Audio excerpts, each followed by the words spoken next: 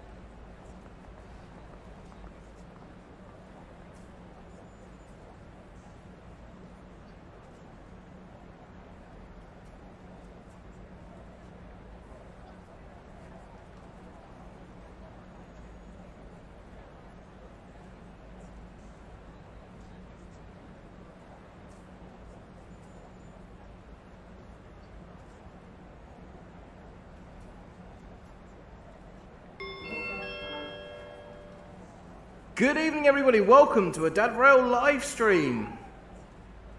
Cast your vote now. What route would you like to see? Southeastern High Speed, Harlem Line, Dresden, or the Island Line? Cast your vote now. Stream starts at 20:30.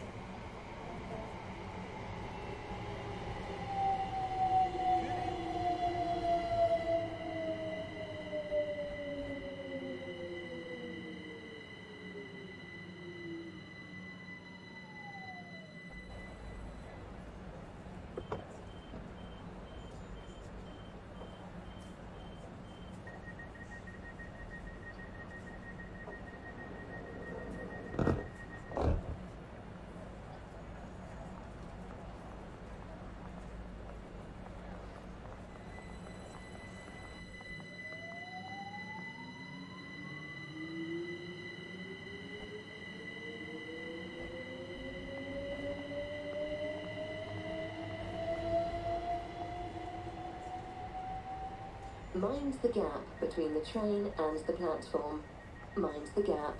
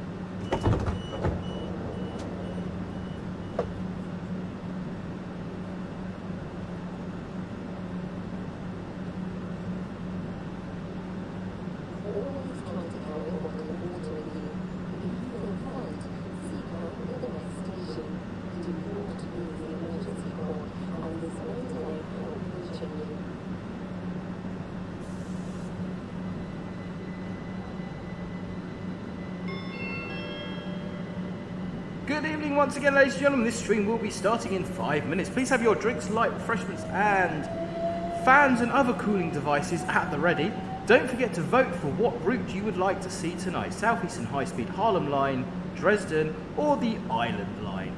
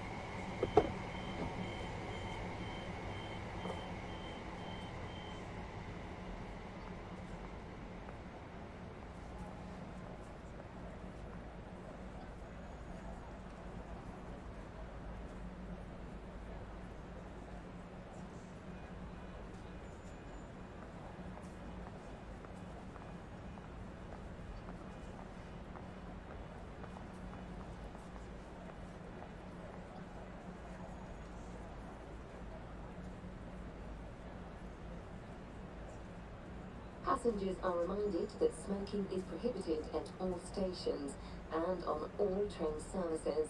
This includes e-cigarettes.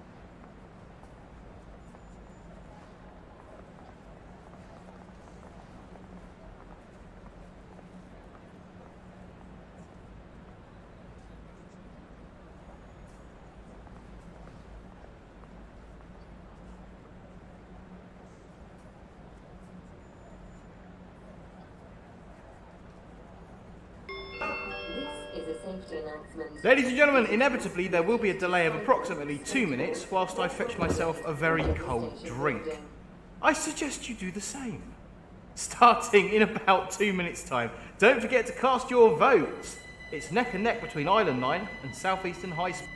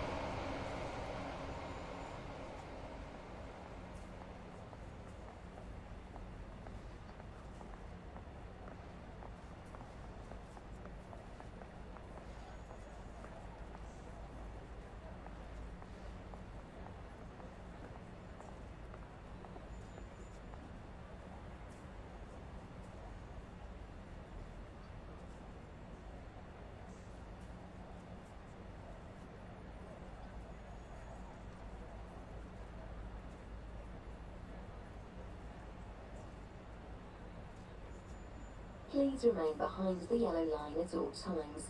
Trains pass through this station at high speed and can cause turbulence.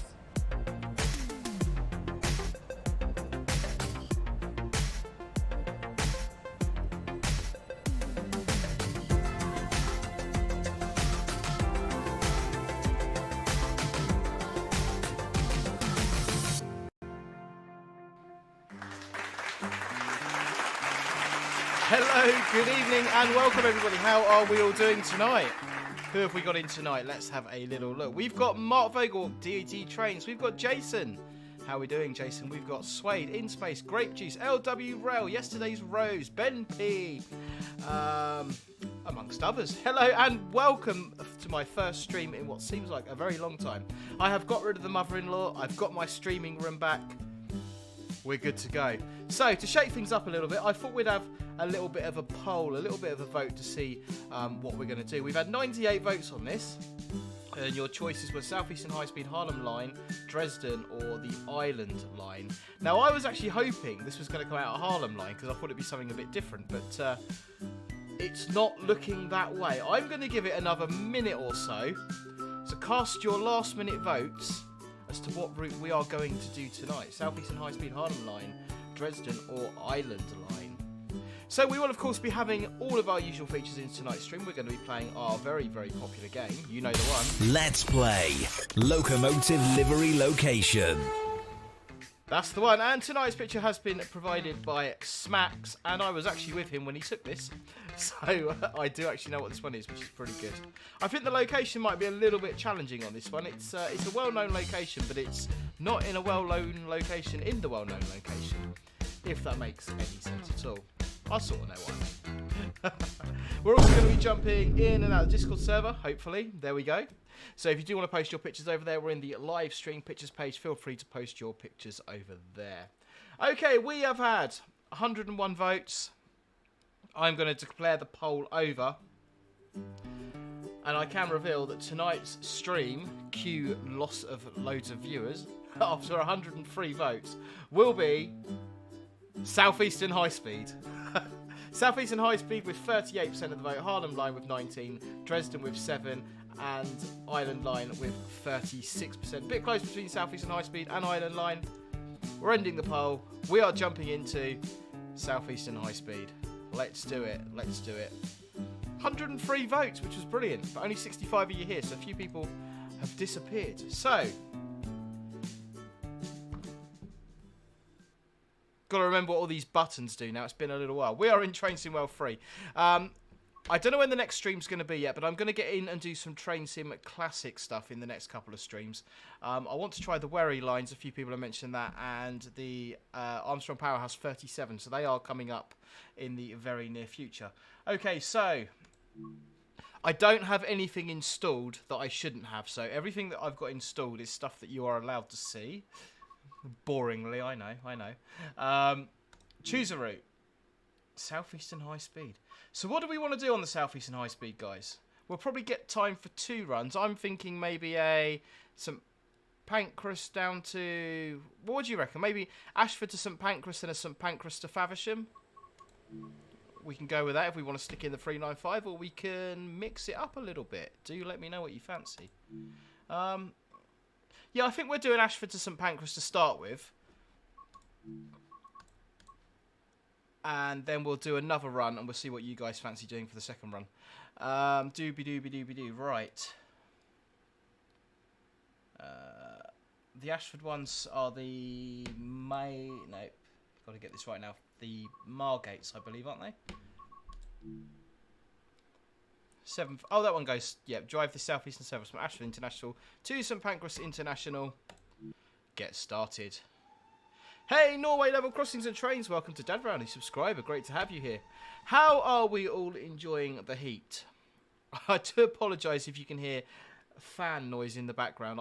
I've got a computer sitting next to me, right next to my leg, kicking out tons of heat. So I've put the fan on to try and keep me a little bit cooler. I bought an portable air conditioning unit. I know, lightweight. Yeah. Only because where I work shifts and I have to sleep during the day, it's so hot. I'm really struggling to sleep, so that's the only reason I bought it. But it's not here yet. But that should be quite nice. Okay, right. 1 Juliet 83 Sandwich to St Pancras International. Class 395. Southeastern Blue. And the rest of that good stuff. Right, I've got to try and remember what I am doing with this, because I have not played this train for quite a long time. So, let's get safety systems in. Okay, so AWS, DSD, we are all good on there. Okay. Got a green, got a U. Unlock doors. Okay, key in. Into neutral. Let me know game audio, guys, up and down. We can do whatever you fancy on that. And we're going to open the doors on the right-hand side, which is our platform side. Our pantograph's already up. We're on CTRL there. We've got the line vault light and the MCB, VCB light is off. So this should be, hopefully, ready to move. Let's put some lights on. That's always a good idea as well. Day running. Okay, we are stopping at... We're not even stopping at Ebbsfleet. This is a fast to Stratford. Lovely. There it is. We should be able to, in theory, we should be able to do this HUDless. Let's go for it HUDless. Wayne Smith, how's driving in this heat?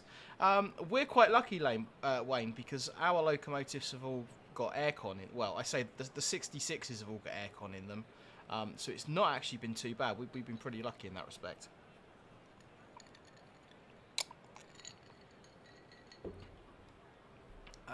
Yesterday's race, I can't believe you are level 33 online. Maybe log on sometimes.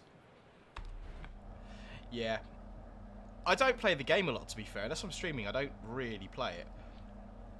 Okay. Wait until 7:44. Let's get prepared. Into forward. Lock doors.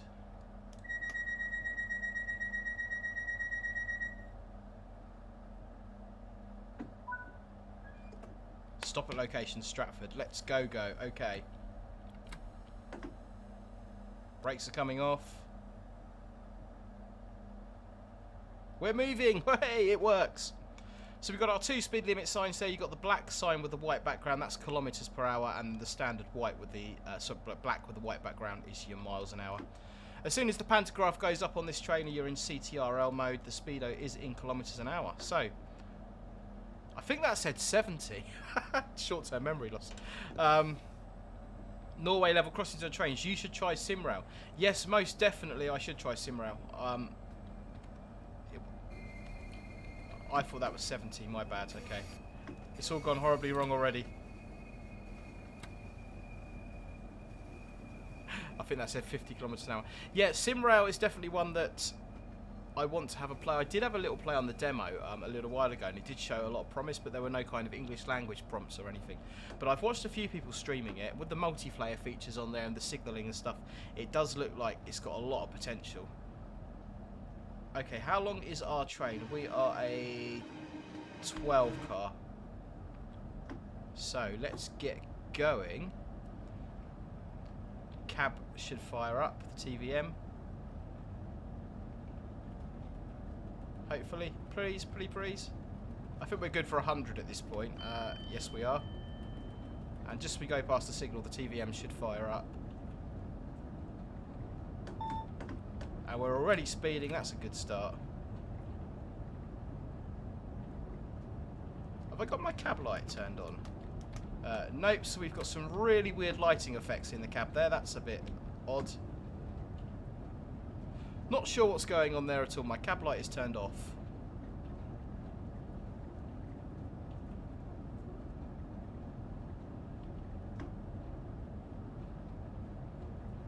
SimRail is very interesting, says Jason. Yeah, it is definitely one that I've got to get back onto. 100% I've got to get back onto it.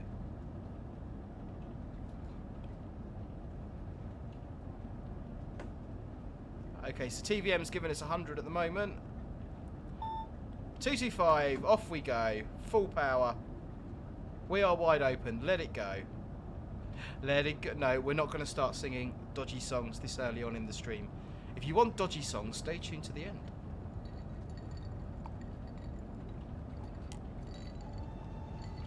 Hey, DT has become a member. Thank you very much, bud. I did you see it? What do you do if TVM does not start to work? So if TVM, as far as I know, and I don't sign Channel Tunnel, but I have spoken to quite a lot of people that do, and I do ask lots of questions because, like you guys, I'm quite interested to know. So you can press the arm up button. You can manually arm it up by pressing arm up, but you would need to contact the signaller and report that. If you are unable to arm the system, you would basically stop the train immediately and tell someone about it. Yeah, they need to know if it doesn't work.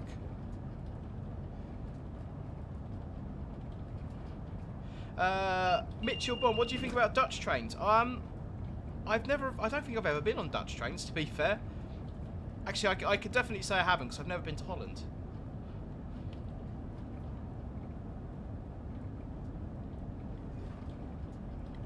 Right, what are we doing? 177, accelerating. Like I say, guys, let me know if you want the game audio up or down. We can do that either way, not a problem.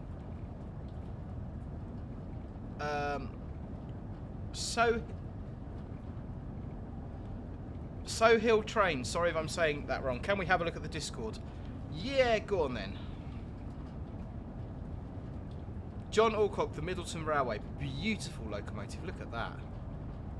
Train Geek and Grape Juice are also posting over there. You can post over there, guys, at the live stream pictures page over on the Discord. Still good for 225 on the TVM, which is... I would tell you what it stands for, but it would be some really dodgy French on my part, like Trans Voice Machine or something like that.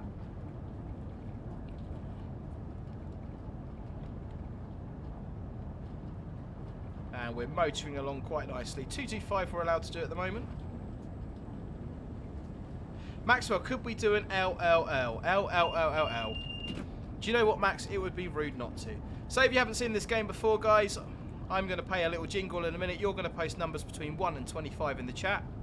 I'm then going to pick the third number that appears on my screen. I am then going to bring up a game board that looks a bit like this. Let's play Locomotive Livery Location. I'm going to reveal said box, and you will have 10 seconds to guess the locomotive livery and the location. Wait until you hear the jingle, then post your numbers. That's the one. Post your numbers now for Locomotive Livery Location.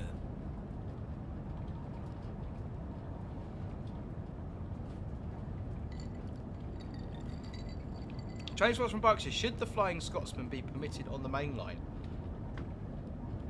I think it should, but it seems the general public can't behave. Every time the Flying Scotsman's out and about, something seems to happen. Trespass incidents and stuff, which is a real shame, and it's ruining it for everybody else. But yeah, I think it should. I think it should. Okie dokie, diddly pokey. Bluegrass, you are the third number on my screen with number 13. Let's play Locomotive Livery Location. Dead centre, number 13. I'll give you box number 13, guys. 10 seconds to give me the locomotive, livery, and location. You may get it from the first box. You may need 2, 3, 4, 5, or 6. See how you get on.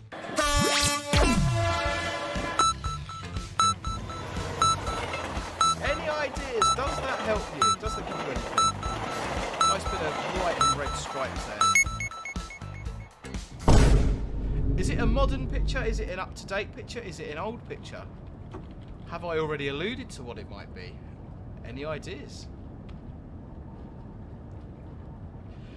Wayne Smith, yeah, I do follow Jeff Marshall now and again. I was actually on one of the All the Stations episodes many, many years ago.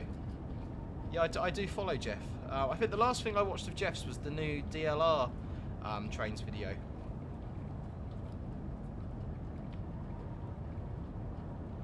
And we're up at 225 now, so let's take the power back just a little bit. We're going downhill. Going to drop a little bit of braking. Going to bring the speed back to about 220 as we're running downhill. That way it gives us a little bit of wiggle room, allows the speed to run up a little bit.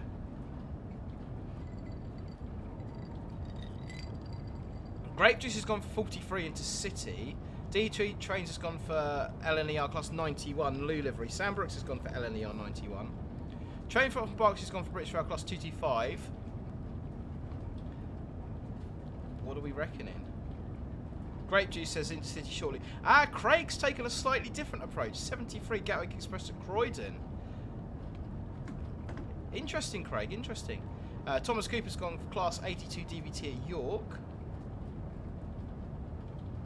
Grape Juice is a 43 or a 91 Intercity. Sometimes with these you find people get them straight away. Sometimes you find it takes a couple of boxes. We may have to make the game board bigger. We may do like a 10 by 10, 100 square version. Trouble is I don't have enough buttons on my Stream Deck to control it. Wookie 390, do you ever drive on the Midland Main Line? The up and down Cricklewood freight lines, aka the Dudding Hills, as far as Hendon. So a very, very small bit of it, and I'm speeding. Let's get rid of some of that speed there. So yeah, very, very small part of the Midland Main Line.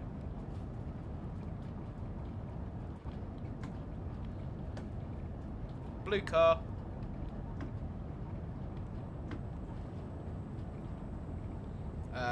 Michael, GWR train spotted. Could it be a German train? I did recently go to Germany, Michael, so I think someone did. Yeah, William Newton said there, ICE. It's good thinking, good thinking. Could it be?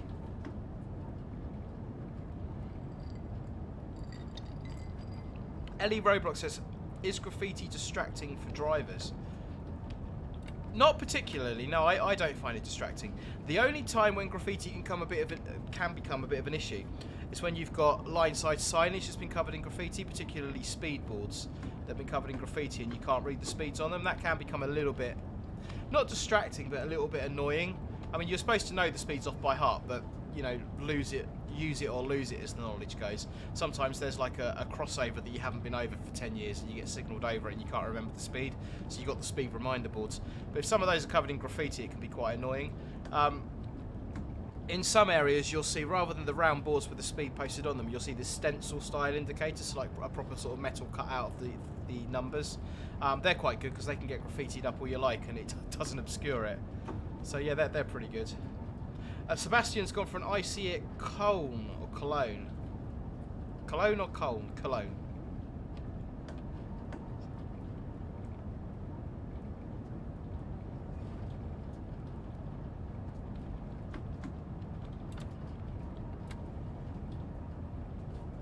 I don't like not having the HUD on because I can't see what power notch I'm in. Oh, okay, right. It's giving me lots of rewards for various different things.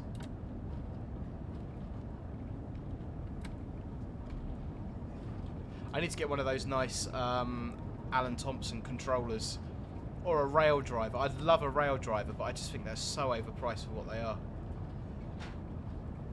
Chris Hillard, how do you keep the train at the same speed smoothly without it jerking, especially at low speeds? That's a pretty interesting question, Chris. So a lot of modern traction, when you take power, the computer kind of controls the amount of power going to the wheels. Likewise, when you take the power off, it controls it. So it's regulated, so it's quite smooth. On older traction, like the 73 that I drive, there's no real way of doing it. As soon as you take power, you get kind of a massive jerk of power, which plunges you forward, and when you shut it off, it kind of pushes you back a bit. So the art to it is, don't take loads of power in one go, then shut it off in one go. You know, sort of just take it notch by notch. But on modern trains and modern multiple units, the computer's just going to give you what it wants to give you, really, and it'll all sort of smooth itself out and do what it wants to do.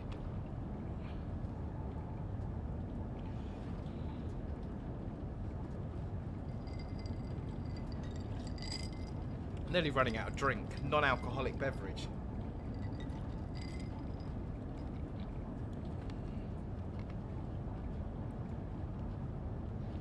Howard Spanjar, what does the yellow and blue signs that are along the line mean? Do you mean that those ones just gone past on the left there, bud? If you do, we'll wait until we see one out the tunnel and I'll kind of explain my understanding of it anyway. So they're roughly every kilometre apart. I think it does vary. I think in some areas they're 1.5 kilometres, in some areas they're sort of, but they're, say roughly every kilometre. That one there. So that is, excuse me, that is effectively your signal. So that is your marker board along the track. So when the speed limit indication in the cab changes, as I'm sure we'll see as we go further along. When the speed indication in the cab changes, basically that's telling me that I need to be at that speed at the next marker post. So if this comes up with 000, basically telling me to stop, I need to be stopped by the next marker pace. That's basically it's the equivalent of the signal. So that is your physical marker to the digital indication in the cab.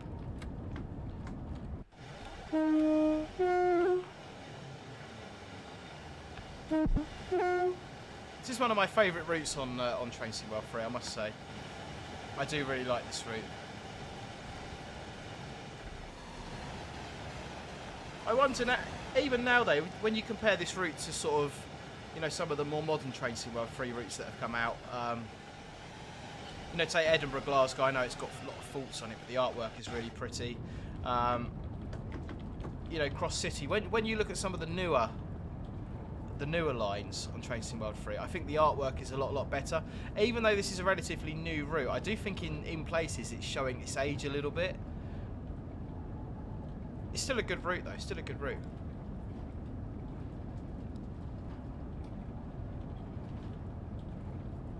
Yeah, Chris, you're absolutely right. So if the line speed is 30, is it easy to keep it at that speed as presumably there isn't a power notch for 30? Yeah, no, you're literally just going to be sort of taking notch 1 and shutting off and trying to maintain it at 30. You wouldn't typically hold it exactly at 30. You'd kind of be sort of between 25 and 30. So if you're going downhill, you'd shut off the power at 25, let the train roll up to 30, brake down to 25 again. If you're going uphill, you sort of, you know, put power on to 30, take the power off, let it roll back to 25, put the power back on again. It's, yeah. I kind of had the same thought process of you when you've only got so many power notches. It must be quite difficult to regulate your speed, but it doesn't actually work like that. It's quite simple to do. It doesn't tend to be too much of an issue at all.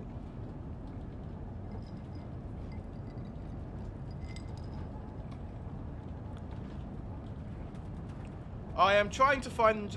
Jason's being congratulated. Who's being someone's being congratulated. I'm trying...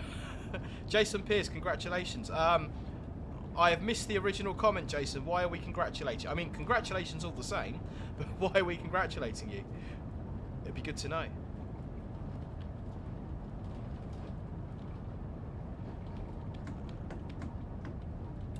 Yeah, not knowing the gradients on this route, I can't drive it particularly efficiently, unfortunately. Yeah, that looks like we've levelled out a bit there. So, 226, speed's coming down, that's fine. As we go past Sevington, this is where all the MPVs and like the on-track machines are based for the high-speed 1 stuff. Jason Pierce is maybe joining Northern. Oh, fantastic. He might become a trainee driver. Awesome.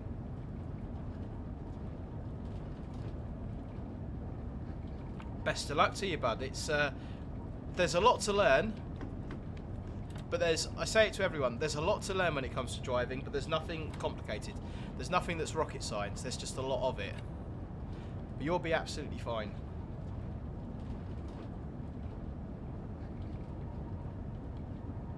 Yeah, you are right, Jason. The gradients do change so much on this. I think you need to sort of... I need to drive it a little bit more to kind of get used to the gradients to be able to deliver a better drive on it.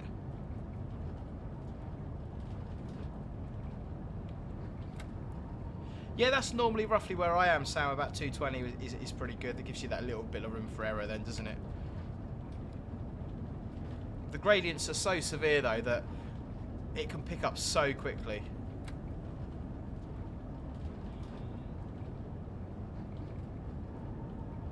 And then before you know it, you're going uphill again.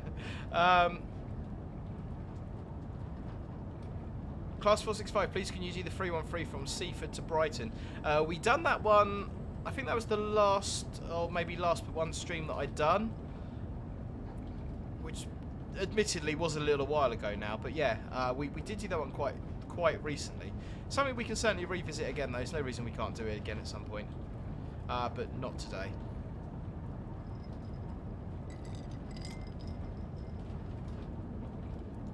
Yeah, Jason, I bet you're really looking forward to that. How have you found the training? Would you agree with my statement that there's nothing that's rocket science, there's just a lot of it, having just completed the training?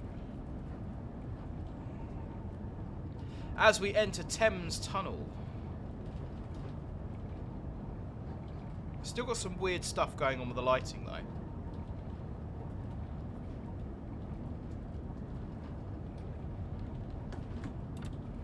To be fair, DET, I don't know if you've travelled on High Speed 1 very often, but you may pass sort of Ashford to St Pancras.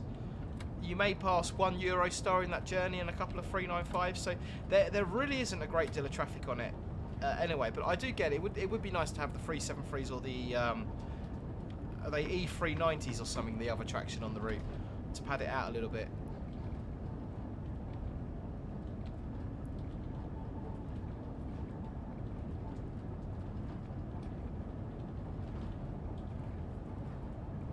Yeah, we certainly can, Network Panda. We can do the Just Trains, Chiltern Mainline. I want to do a lot more on Train Sim Classic. I'm sure you sort of realise that Train Sim World is kind of my go-to. It's what I'm comfortable playing. But I really do need to play Train Sim Classic on the channel a little bit more. I do disproportionately play Train Sim. I also want to revisit Roblox. I want to do a couple more SCR streams. Romley Hive and Dimchurch, I've been saying for ages that I'm going to do. American Routes, I've got so much that I've promised and so much that I will do. It's just finding the time to do it all, guys. Finding the time to do it all. So we're coming through the Dagenham Dock sort of area now.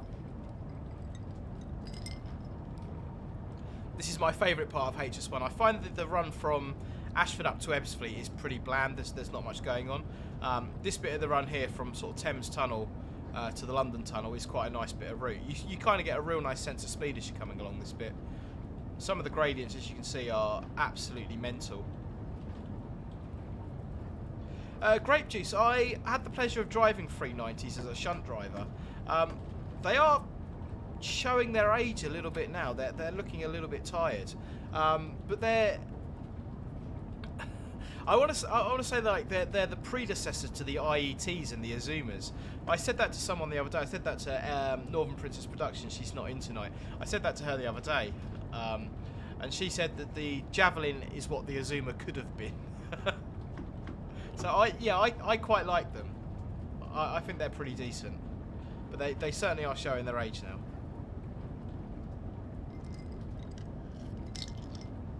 So what we'll do, guys, we'll get down into London Tunnel 1, Tunnel 2 in this direction, and we'll have a little go at Locomotive Location Livery.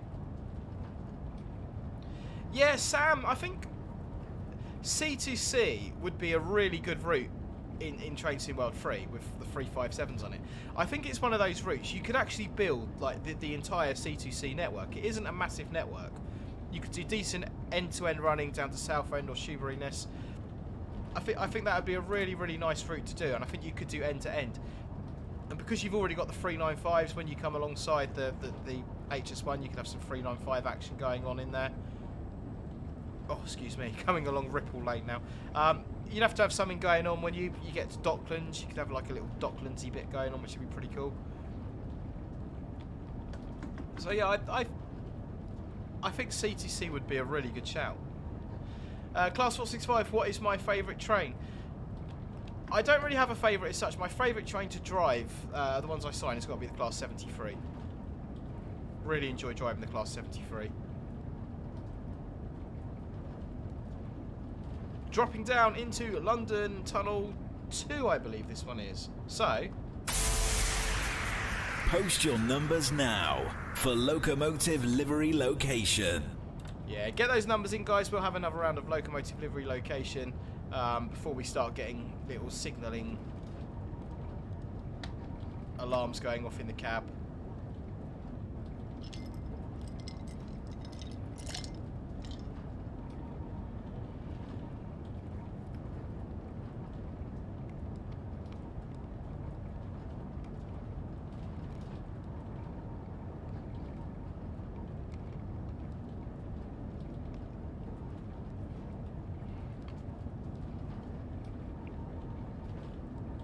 Okay, guys, going for the third number on my screen, we've got Adam Cornwell, Wookie390, Gadgeboy313, you are the third number on my screen with number 12. Let's play Locomotive Livery Location. Give you box number 12, guys. That's 10 seconds for that locomotive livery and the location.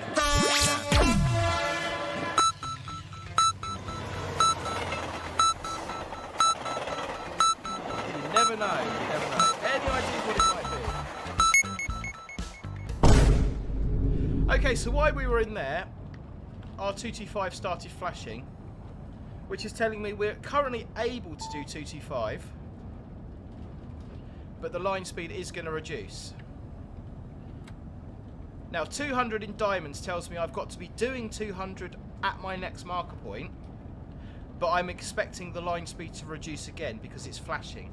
So if it's flashing, it's basically telling me to expect a further reduction. There's the marker board, and now I've got a 160 flashing.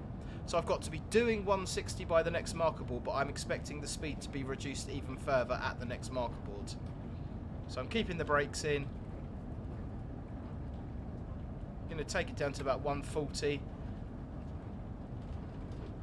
So coming up to the next marker board, I've got 130 in flashing, so that means I've got to be doing 130 by my next marker board, and I'm expecting a further reduction in speed.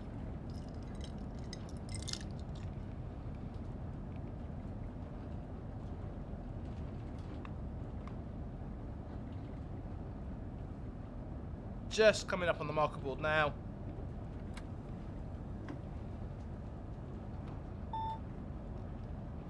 So again, I've got to be doing 100 at my next marker board, and it's still flashing, so we're expecting a further reduction in speed. I do apologise, I'm eating the ice out my glass because I'm just too hot.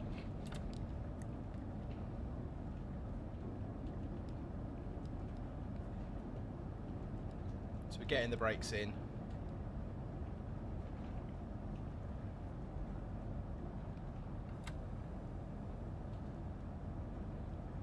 Just coming up on the marker board there. What are we going to get?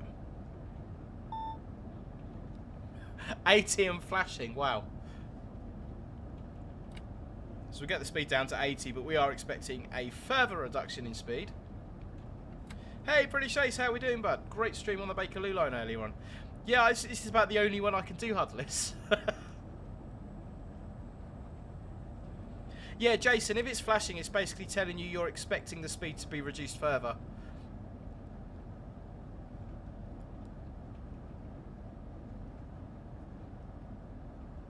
It's a very large Pringle tube, yeah.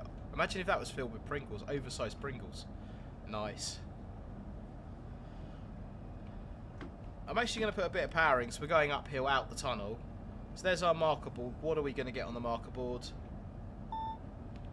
There we go. So I've got red 000. That's telling me at my next marker board I need to be stopped. If I'm not stopped at the next marker board, that would be classed as a SPAD, signal past the danger.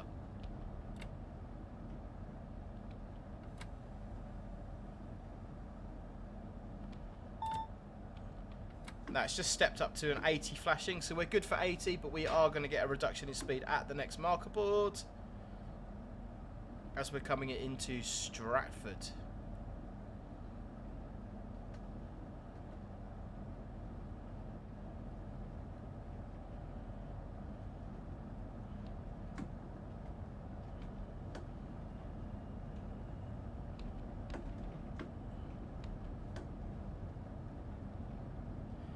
And there's our next marker.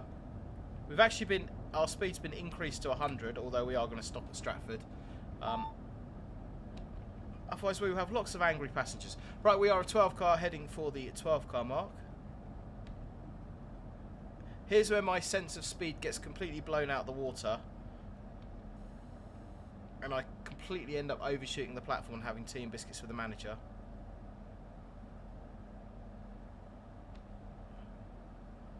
Where's the 12? Is there not a 12 car mark?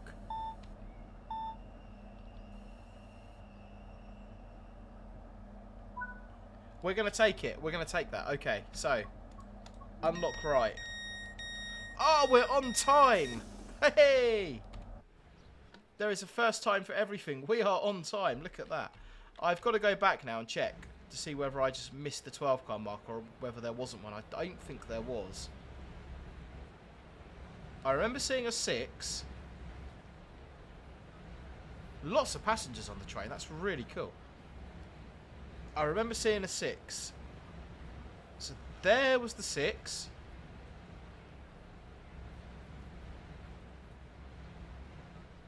And no, there isn't a 12. Someone said I had authority to go past that. That wasn't an issue. If I'd had three reds up on my TVM and I went past that, it would have been spam. But because I've got 100 up there, I've got authority to travel at up to 100 kilometers an hour. So not an issue at all. What were we reckoning with Locomotive Livery Location? Because I've kind of got so involved in the signalling that I forgot to see what you were all posting. Noah Panda's gone 225 set. LWR LNER 91 at Leeds. Supertramp Intercity 91 at York. Grape Juice says Intercity Mark II coaches. Interesting. Sebastian's gone LNER Class 91. Thomas Cooper LNER 82 King's Cross. Dad Smith, Dad Ram, my old man was an engineer for DB. He always said the Class 66 were a bag of rubbish. The problem with the 66s is they're annoyingly good. And the reason I say they're annoyingly good is because, in the words of Ron Silt, it does exactly what it says on the tin. They're reliable, they pull really well, they're just not very exciting. They are really, really not very exciting. Good for 100. Off to St Pancras. But because they're good, you've got no variety on the UK railway network. All companies want Class 66s because they pull well, they're reliable, they're not too bad to drive, they're just not particularly exciting. Yeah, I stick with what I said, they're annoyingly good. I get a lot of sort of older people that were used to driving English Electrics, 37s, Cromptons, 58s, that sort of thing. I could completely understand why they wouldn't like the 66s, because the 66 effectively killed, you know, what was decent nostalgic rolling stock. So I completely and utterly get that point of view as well, 100%.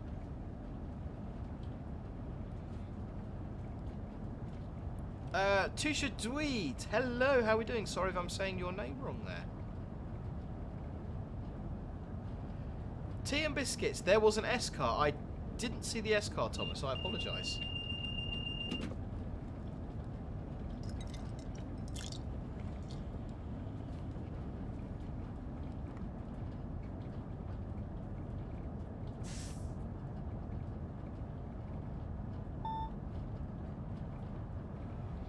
Okay, so 225 flashing means I'm going to expect a reduction in speed once again. So all I'm going to do at this point is just shut off and coast. Hey, Richard the Train Spotter and more, how are you doing, bud? Great to see you again. And we'll come up on our next marker board and see what we get on the TVM display. 200 and flashing, so I'm going to stay as we are, because we are authorised to be doing 200, well, 200 at the next marker board. We're only doing 162, so we're all good. Fabian, yeah, the Class 66 is a beautiful loco, though. I'll leave that one for the chat to discuss. Right, 160 flashing, let's get a little bit of braking. Hey, Johnny Simulator, how are we doing? Yeah, Tusha, do you know what? Class 60s are beautiful machines, and I completely agree. The fact that they're all sitting in the line at Tottenham rusting is just criminal. 130 and flashing.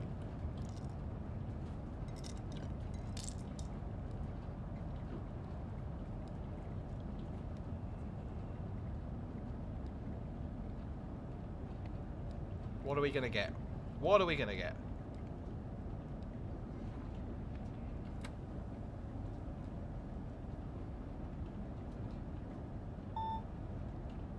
$100 and flashing, so yeah, I'm just going to keep coasting there because our speed's coming down. Rick Ashtray, love it. Was outside the St Leonard's depot the other day and saw 3 or 4 Class 73s turn up. It wasn't me, I haven't been down to St Leonard's depot for a little while. I'm down in Eastleigh tomorrow, incidentally, at Eastleigh Works. That should be fun. Yeah, Jason, I can relate. I have cabbed an HST, and I may have to try and cab another one before they go out of service. But yeah, I'm never going to get the opportunity to drive one. But never say never. I'm pretty sure that at some point in the future, some preservation railway will get hold of it. Maybe. GJ Barnett says Class 66s are cute. Okay. Each to their own. Different strokes for different folks. Supertram, I think 66s are boring and ugly. Don't get me wrong, I like the engine sound, but that's it. Ying, ying, ying, ying, ying, ying. Speeding, speeding, speeding. Ying, ying, ying, ying, ying.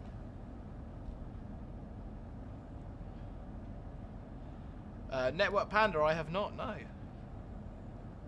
Ellie Roblox, what is a cab pass? So, as a driver, if I want to go into the cab of another company's train, I can't just wander up to there and say, hi, can I come for a ride with you? I need a cab pass, which is basically a card which gives me authority to be in the cab of a train. However, I can't just go in the cab for the fun of it. I have to have a valid reason to be there. So the cab pass will be issued to me 2 yellows by my company for like the purposes of route learning, stepped up to green, or something along those lines. I've got my HUD back on now because I need to know my speeds. Yeah. So you'll get issued a cab pass, which is basically your authority to visit cabs of trains for a valid reason. However, just because you've got a cab pass, it doesn't mean you're guaranteed access to the cab. The driver can still refuse you entry for whatever reason they want, really. You know, it's basically giving you permission, but it's not the be all and end all. It's not like the driver has to let you in. If they don't want you there, then you're not allowed in. Oh, that's a lot of speeding. But we do now have the Midland Main Line layers.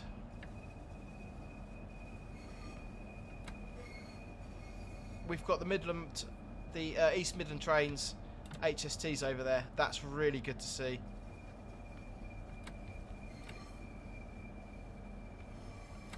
As we come into London St Pancras.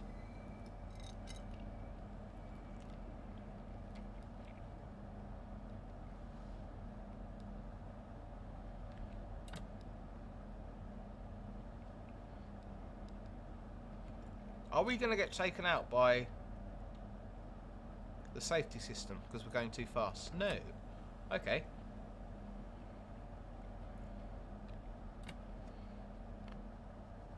So we should always aim to stop about 6 foot away from buffers. However, on the 395, because you've got this bloody great big nose in front of you that you can't see, it's quite hard to judge your stopping distance. Especially when you come to attach these things, it's quite difficult because of that nose on the front. So is that going to be around 6 foot? We'll find out when we get out. Okay, so full service brake, DRA set, into neutral, doors on the left, set our lights to tail lights, and run away, run away. That is way more than 6 foot. See, we've got a lot of distance there, but from the cab, if we assume the seat again, you can see what I mean. It's really hard to kind of judge the nose and judge your distance. So you're far better off stopping short than what you are smashing into the buffer stops. It's never a good thing to do. Hannah Scott, have you got a mod for the real world brands? I believe I do have that installed, yeah. Yeah, as Jason says, gauging 6 foot is so deceptive when you've got a front nose and the cab controls in front of you. That's one negative of the 720 Aventra design. Hey, Officially Charles, how are we doing? Yeah, we got a gold medal. We're doing all right. A little bit of up and down on the speed here. It sort of reflects the gradients a little bit, doesn't it, there, with the up and down on the speed. So, return to timetable. We will do... Good wrist trigger commentary. Yeah, British Ace KVB might bite you. I don't fully understand KVB. I know, like, it supervises your speeds going up to signals. And I know, like, if you're going up to a red and it steps up, you can't accelerate until you've actually gone past the signal because it'll trip you out and do some funny other things.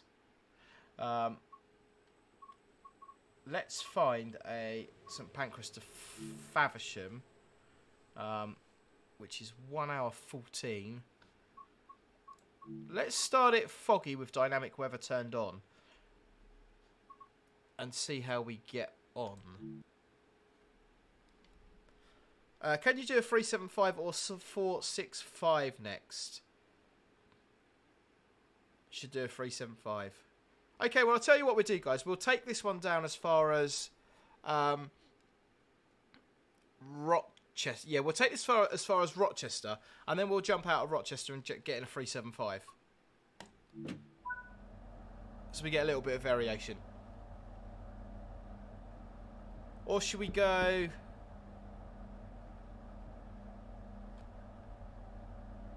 Yeah, okay, I'll tell you what we do.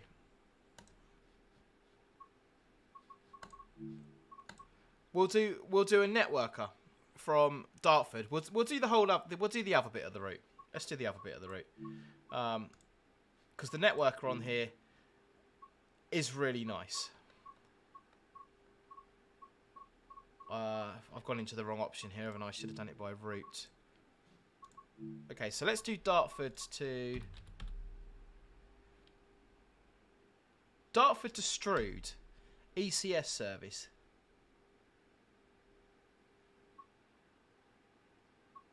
Oh yeah, because they don't register as Dartford, do they? That's why. That's why. They register as London Victoria.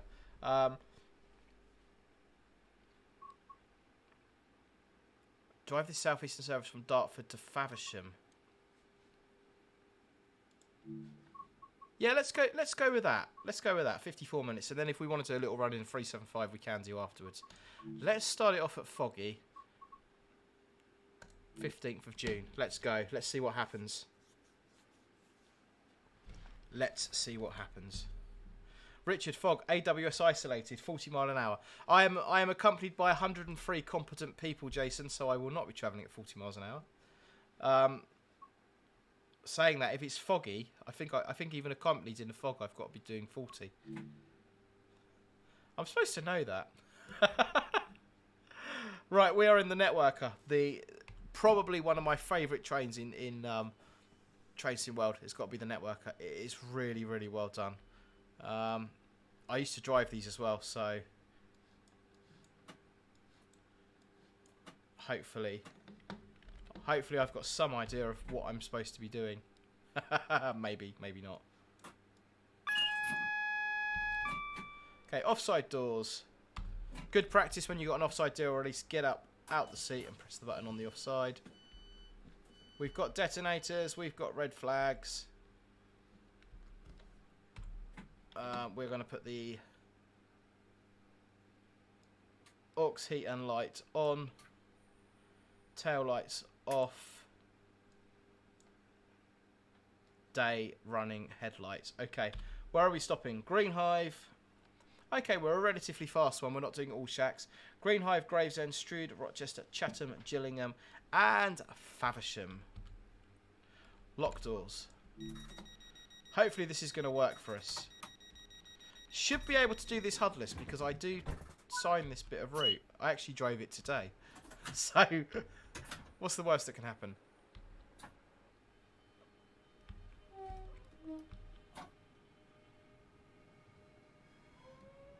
Right, let me know if you want the game audio up or down, guys. We can do that. Not a problem either way.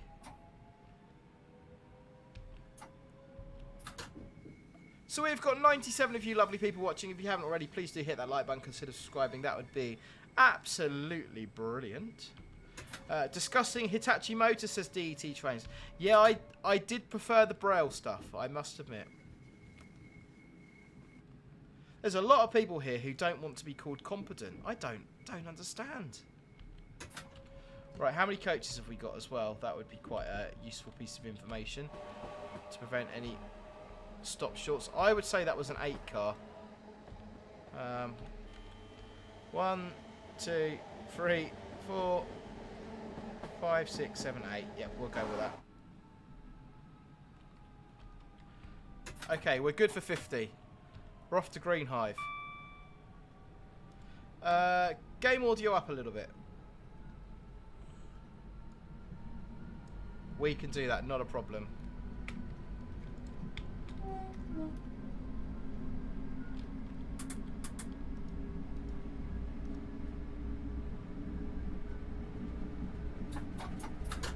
So the line speed's going to go up to 70 just around the corner. Simon Fisher, which is your least favourite loop to be left in for passengers to pass? All of them. How dare they put passenger trains past me? Always getting in the way, those passenger trains. The railway was built for freight, not passengers. In all seriousness, now, I don't think I've got a particular sort of not favourite loop to be put in.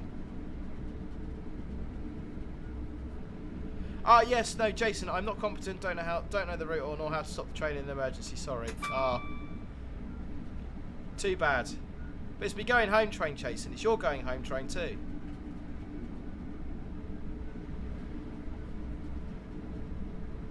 Right, 45 over 70. We're going to get the speed up to about 60 because we are on a downhill gradient.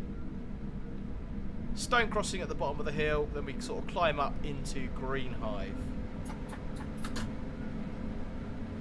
I do believe the timetables on these are actually quite tight though, so I'm sure, yeah, 0.8% downhill gradient. I knew that really.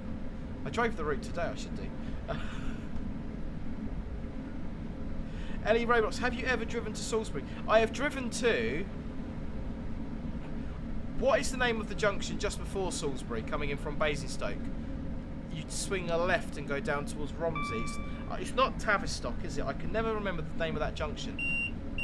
I've driven as far as there.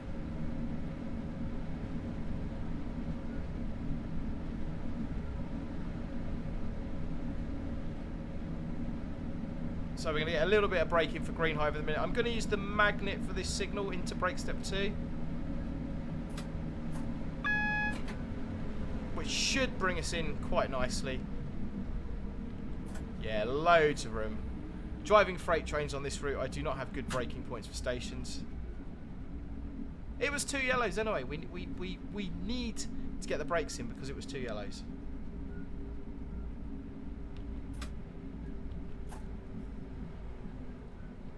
And we are 8 for the 8. The signal here at Greenhive is an interesting one. It's an offside signal. It's for signal sighting on the corner. If you notice, it looks like it's above the track to your right. But it does actually apply to us. It's an offside signal. Which, if you ever sign this route, will be one of the questions that will probably come up. No stop car markers on the platform again. We can do a proper DOO stop on the monitors so we can see the monitors. It's good enough. Okay, we are 8 cars. We are on the 8 car mark. Doors open. Are we on time? Oh, just. Post your numbers now for Locomotive Livery Location. Yeah, it does have a little arrow on it, Jason. As you can see there, but you would not be mistaken. You know, you would be forgiven for mistaking that for a bi-directional signal for the opposite running line quite easily. DET, DRA would only stop putting in power. It won't break the train. No, you're completely right, DET. So the DRA basically stops me taking traction power. It won't put the brakes on in any way, shape, or form. It will just literally stop me taking traction power.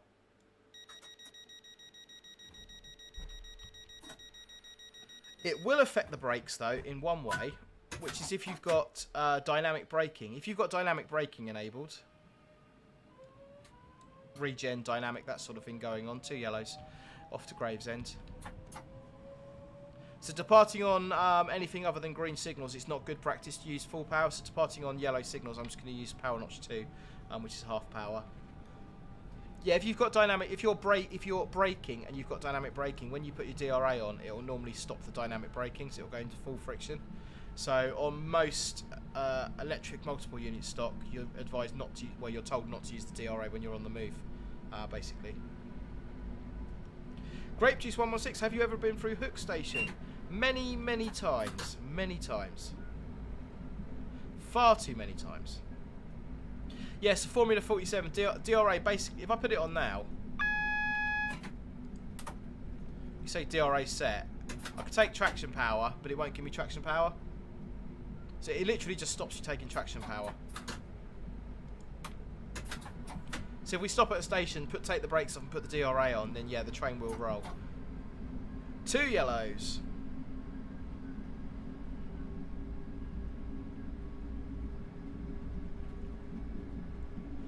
Sun kicks. Yeah, Robertsbridge many, many times. Many, many, many times.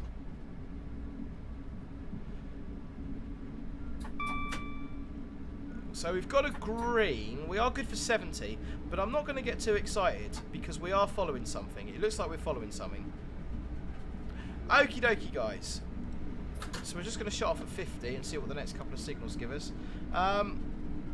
Locomotive Location Livery. Sebastian Peters. Number 1. Let's play Locomotive Livery Location. Give me number 1, guys. 10 seconds, please. Locomotive Livery. And location.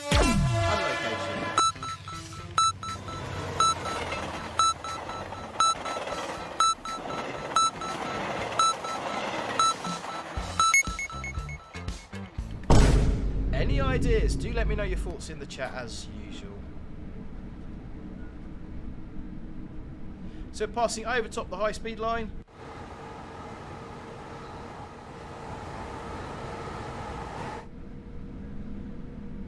We seem to be running on greens now, so I've just increased the speed a little bit. Looks like the train in front has got away from us. I've said that we'll get 2 yellows on the next one. Typical. As we come through Northfleet Station. Got a green. Southeast Rail Production's got an LSL into City set. 2 yellows stepped up to a green. So at this point I'm just going to leave my speed where it is. We're just coming around to Springhead Road Junction.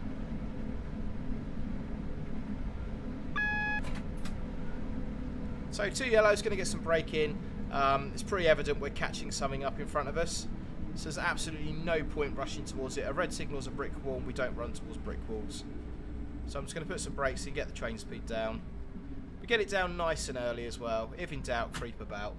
It's always pretty solid advice.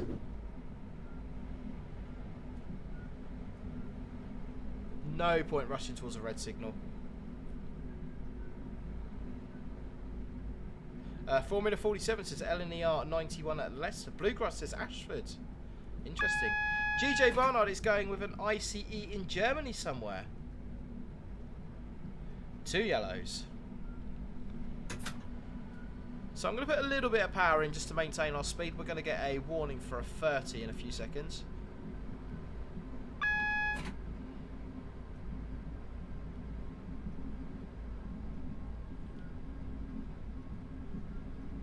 Last signal was 2 yellows. Just going to shut off and coast. Next station stop is Gravesend. Line speed drops to 30 before Gravesend.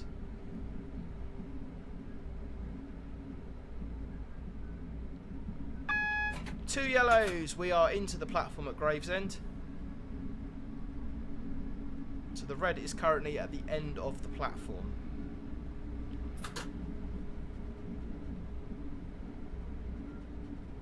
So the next signal will give us a route indicator. In reality, this signal will give you a 0, a 1 or a 2. However, on Train Sim World, the signal is incorrect. It will give you a U or a D, which is how it used to be before Gravesend Station was remodelled. 1 yellow, drops to 30 just after the signal. Red at the end of the platform. Stepped up to a green. We got no indicator in the theatre box at all. So the route we're currently taking under the current signalling scheme, you'd get a 2 in the theatre box, show that we're going through platform 2. We'll have a quick look in the Discord. That's the wrong button as we're coming into the station. 73s and 66s, look at that. Beautiful. Last signal stepped up to a green. We are an 8 car, looking for the 8 car here at Gravesend.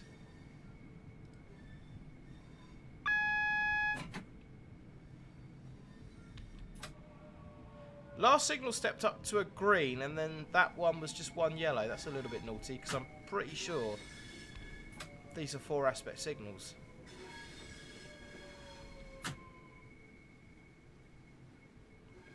You'd have to report that to the signaller.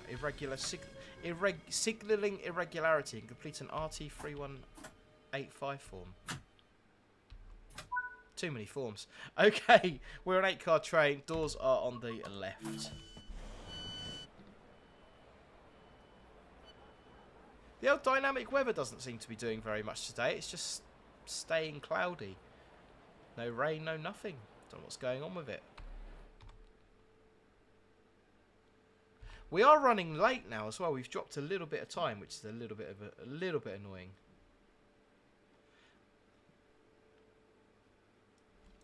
See if we can make the time back.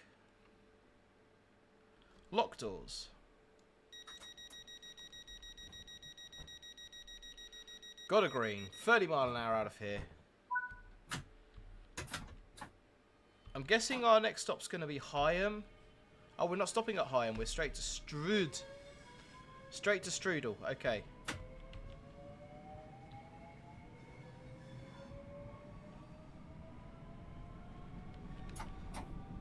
Left on a green. Heading to Strood. 8-car train. There's your 40-50 board. So we're just going to guess when we're 8 cars clear. I'm going to say the next archway coming up. Not this one we're going through. Just this one here. We can judge it. Oh, yes.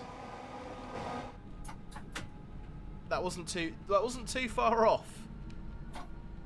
So we're not going to give it full power because we're only going up to 50. The line speed's going to go up to 70 when we get round the corner. So rather than giving it full power, then having to shut off again, it's what we were talking earlier about driving smoothly.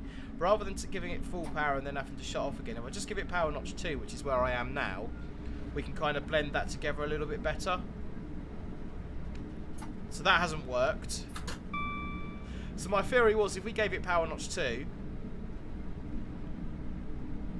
then we would still be accelerating as we go past the 70 board, then we can just open it up a little bit more. There's your 70 board. 8 cars clear.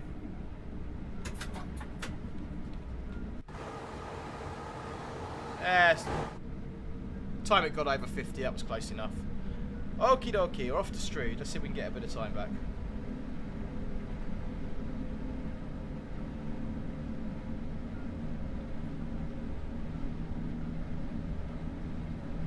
Simon Fisher, the person who sits next to me, had a lot of fun doing that GBRF charter. I'm off on a GBRF charter in approximately 3-4 weeks. I'm going to Paynton, and I'm speeding because it's only 70 along here. Get some brakes in. Come on, come on, come on.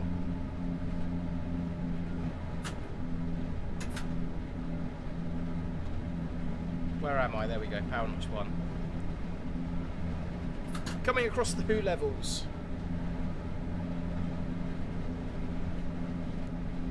Formula 47, I must say I hate the train sim world free dynamic weather.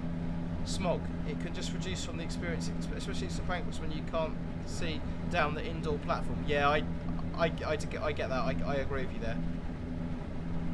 Train sport from Berkshire, Deborah, do any of the locos you sign have in-cab signalling? So I believe one of our Class 66s has been fitted with ETCS. So it's got screens inside it, but certainly nothing I've driven. I think eventually everything's going to have to be fitted with ETCS because although it's not going to be the standard across the country, there are going to be lots of pockets of it popping up.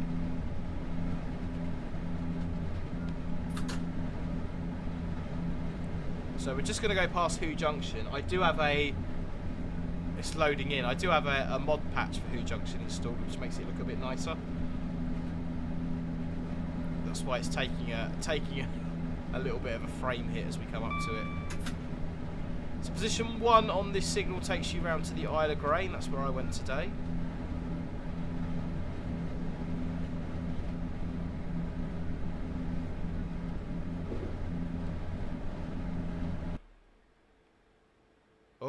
Oh, please.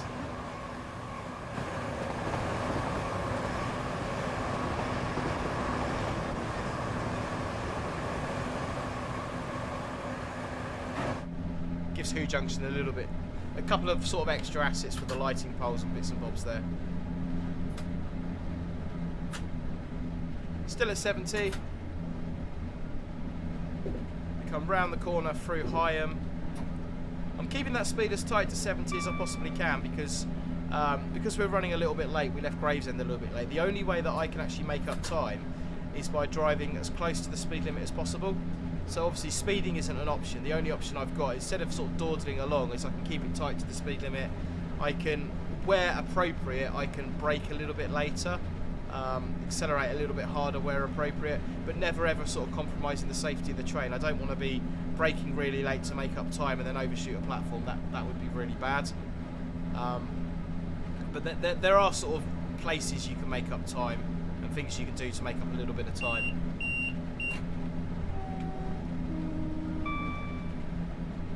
As she flies through Higham and into Higham Tunnel. And as we go into the tunnel, let's press this button here. Post your numbers now for Locomotive Livery Location.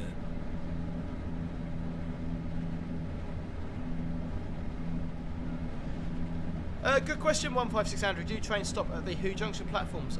No. So we do actually we do relieve freight trains at Who Junction, but they don't stop on the platforms. You wouldn't want to stand on those platforms; they're falling apart. So we normally just stand by the trackside. The train stops, and we hop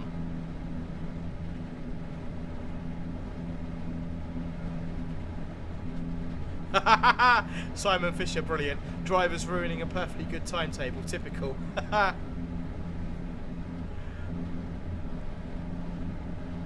Timetabling is a dark art, to say the least. I think I do wonder how much of timetabling is actually luck. Just so many variables, though, isn't there? Right, the line speed's going to drop to 15 at the end of this tunnel. We should get a warning for it. But I feel like we're getting pretty close and we haven't had the warning yet.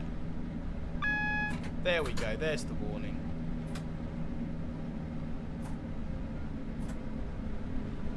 I believe it's fitted with TPWS as well, which would be tea and biscuits with the manager, so we're not going to come in too heavy towards it. Because tripping the TPWS, like I say, will be tea and biscuits with the manager, and we don't want to do that.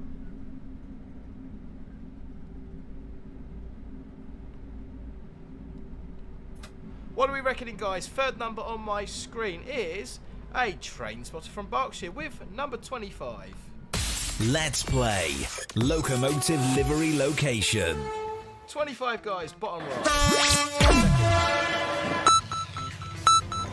Not much more to go on there, but do let me know your thoughts.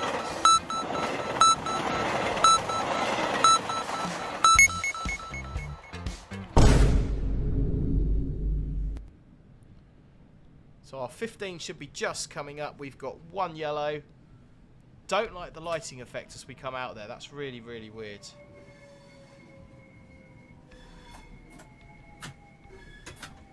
Red at the end of the platform. So like I've said many times before, guys, when you're coming into a station against a red signal, you're stopping for the signal, not the platform. So don't let the stop car markers and activities on the platform distract you. Keep your focus on the red ahead.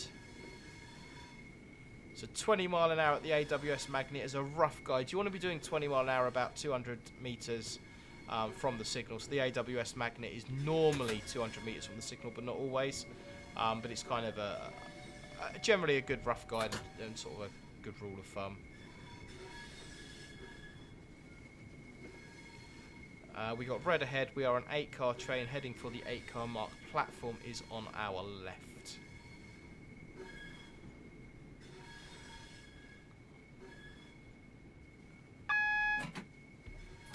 And we have to stop a lot closer to the signal here than what I am comfortable with.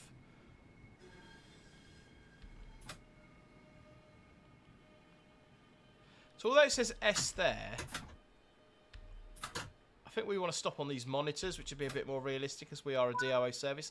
Okay, so we're on a red, so brake step 3, DRA into neutral, doors open on the left-hand side. Got a green, so we can take the DRA off.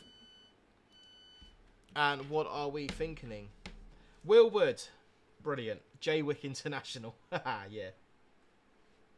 I went to Jaywick once. Shocking. Let's move on. GJ Barnard's got an ICE at Wuppertal. Could be, could be. Unknown error, Wakefield West. 2809 WF4. Given the blue sign in the picture, I would say an LNER 91 at a network rail station, but I haven't worked out which one. Oh, now that is very good detective work going on there. I like it. I like it a lot.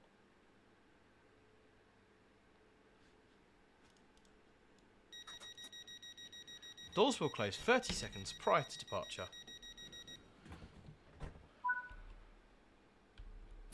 Okay. I don't sign the route from here so I can have the HUD on. 15 round the corner to Rochester. We've got the route indicator. We've got a green.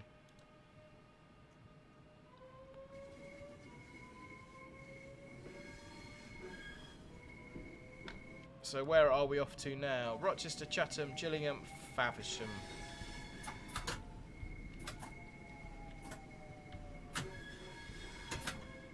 Who's looking forward to the Class 700? More to the point, who is looking forward to the new... Is it the Glossop line that's coming out soon? Who's looking forward to that? One yellow, red ahead.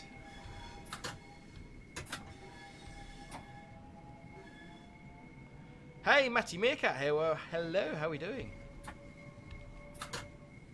Formula 47, we are on time, we don't need to speed, and we are heading towards a red signal. Line speed up to 30, but we are still red ahead. Crazy Dash, super hyped for the 700. I want to see it on more routes. I want new routes that we can play with the 700 on, aka Middle and Main Line or East Coast. Or maybe a East Croydon to Bedford. Something like that would be brilliant. 2 yellows. Good for 30 as we come through Rochester. Yeah, Jason, I need to jump into the Middle and Main Line and have a little play on that. I haven't played it since release, but I know there's been a few updates and bits and bobs released for it. I remember saying when that was released that I had faith in Skyhook and I thought they were going to support it and update it and stuff. So yeah, really pleased that they are doing that. We are 8 for the 8 here at Rochester New Station. Where is the 8-car mark?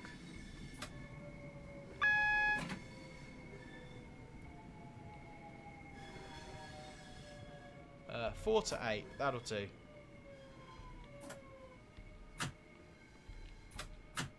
Whether we are DRO or not, I've got no idea at this point. Nice. Right, okay. 2 yellows. 8 on the 8 doors on the left. 156 Andrew, Glossop line. The old Woodhead route should be reopened.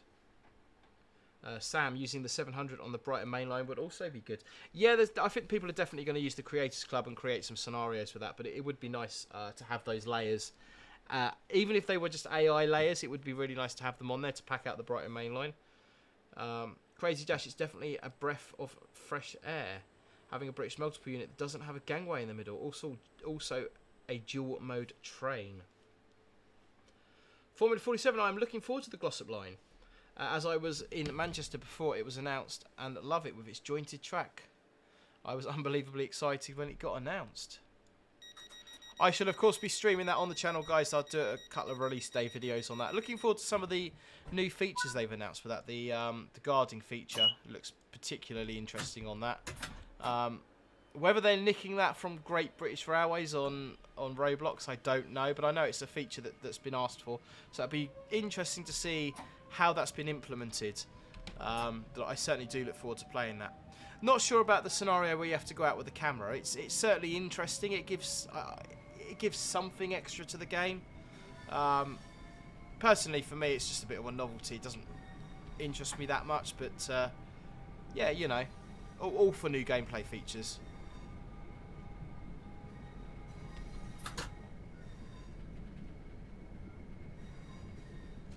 Right, what do we got? 1 yellow.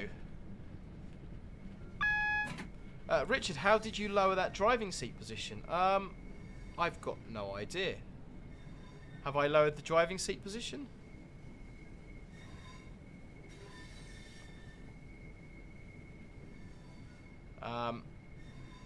Interesting. Let's stop at this red signal and see if we can adjust the seat height. Maybe you can, I don't know. I say I do not sign this bit of the route, so my knowledge of this bit of the route is train sim world based, I'm afraid. I have driven this once in a class 73 when I was learning class 73s, 2 yellows. But other than that, I've got absolutely no route knowledge here at all.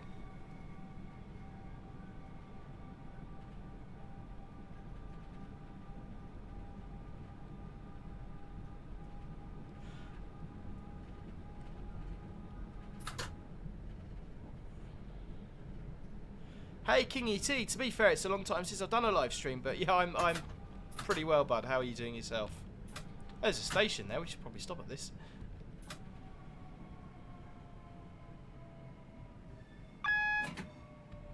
Chatham. We are 8 for the 8. And we're running more or less on time as well, which is good.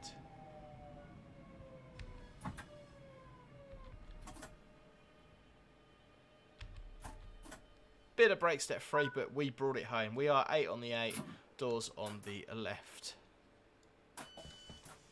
Press the right button, it does help, doesn't it? Hey Max, yeah, I'm good, thank you. How are you? Not too bad at all. I only learnt to change the height of the 720 driving chair the other day. So on these, you've got a handle there which winds them up and down. I don't think I've pressed anything to adjust the height of the seat. I'm pretty sure I haven't. Could be wrong. I could be wrong. You never know. Wait until 10:46 and 30. We are off to Gillingham and Faversham only. So we've got. Okay, we got a little bit of time. Yuck! It's the wrong colour. Get off my land. I've yet to see any of the unit drags or anything past any of the unit drags or any of the rail tours, so we'll see if that happens.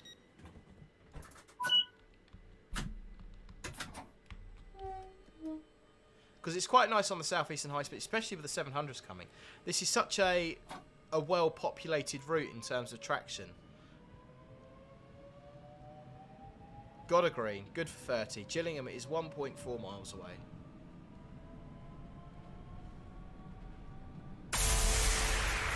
Post your numbers now for Locomotive Livery Location. Formula 47, go drop in on the Dovetail Games headquarters. Watch this space.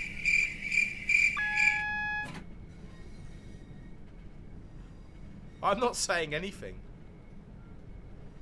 1 yellow, red ahead. 2 yellows. Off to Gillingham. Crazy Dash, Southeastern do use 377s, and I think there was a period that they were using them and they weren't in Southeastern colours. So I do think that probably is correct and is something that happened. Definitely is something that happened.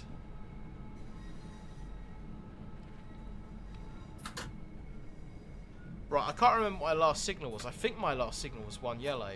It might have been 2. Let's assume it was 1 and my next one's red, because that would be the right thing to do in such a situation. Because I was getting all distracted. If you can't recall your last signal aspect, treat your next one as danger. That's the best advice. There we go, 1 yellow. Locomotive Livery Location, what are we going with? Crazy Dash, Wookie 390, and Adam Cornwell. Red ahead, number 14. Let's play Locomotive Livery Location. Number 14, guys, 10 seconds. Locomotive Livery. And location, please.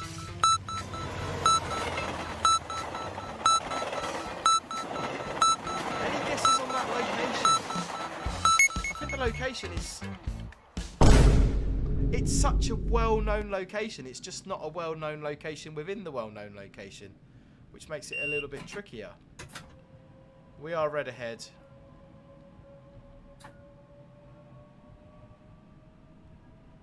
Hey Lewis, how are we doing? Good to have you here, bud.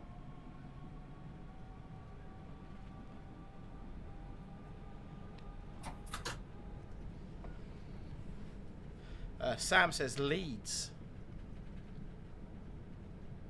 Typical day from Richmond. You should visit Aberdeen Station one day. I would like to spend a lot more time in Scotland. I've only ever been to Glasgow a couple of years ago, and I did really enjoy myself. And yeah, I do need to go to Scotland.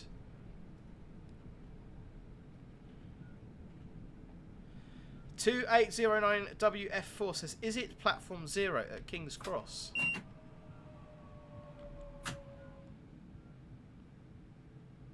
One yellow. Formula 47, York Class 91 LNER. Haven't been to York for 10 years. GJ Barland, sticking with an ICE on a recent trip to Germany.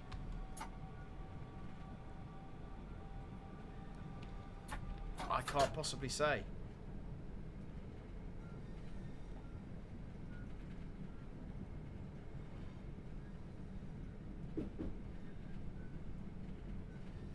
We are coming into Gillingham. We are an 8-car train. We are looking for the 8-car mark. Last signal was 2 yellows.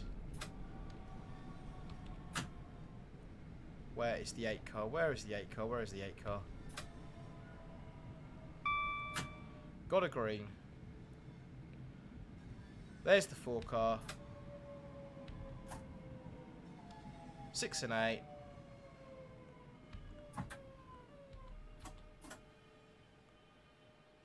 Brake step 3 again. Everyone spilt their coffee. And we're a minute late because I'd forgotten that signal aspect, so I slowed right down. But it doesn't matter. Late and safe. That's good. Sebastian Peters, Class 91, Edinburgh Waverley Station. Maxwell Winshepard, I think it's a 390 Electrostar at Max. Clanfair PG. Typical Nathan. No idea. No idea. Absolutely no idea what's going on with the seat. I thought the seat was okay, to be fair. But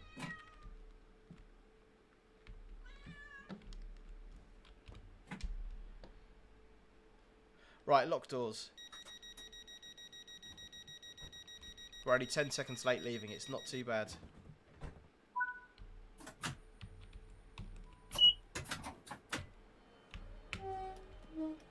Right, let's go. 16 miles to Faversham. Crikey. Okie dokie. JLS, I heard a cat. Yeah, I've 3 of them running around here somewhere. Sam Brooks, you're not late. I know, these things happen. We haven't had tea and biscuits with the manager yet. Yet. There is still time. It is early. There is still time. Well, maybe there's going to be one of those unit Brog 37 things in the depot at Gillingham.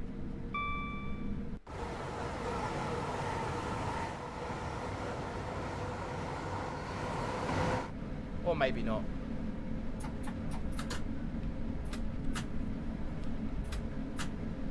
We're not having tea and biscuits. It was 1 mile an hour over the speed limit.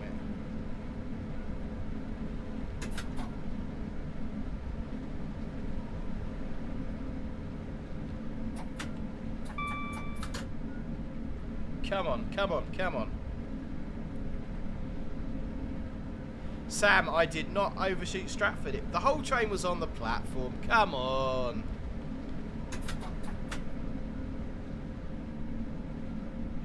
Right, let's get going. Let's go, let's go. What's going on over in the Discord service? Oh, yes, grape juice. Look at that. A nice skip. Well, a nice skip. Is it fair to say nice skip? It's a skip. I'm not sure that there's such a thing as a nice skip. It looks like we've got some Dutch trains or something going on there. Right, last signal was 2 yellows. Got some brakes in.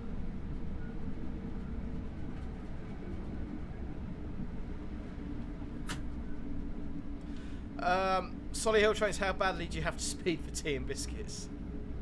You can go as fast as you like as long as nobody finds out. No. If you're 1 or 2 miles an hour over the limit and you correct it, it's not normally going to be an issue. It's going to be an issue if you're constantly over the speed limits and you're not correcting it. That's when it's going to be an issue. Those are Swiss trains. Oh, it's close enough. It's all Europe, mainland Europe.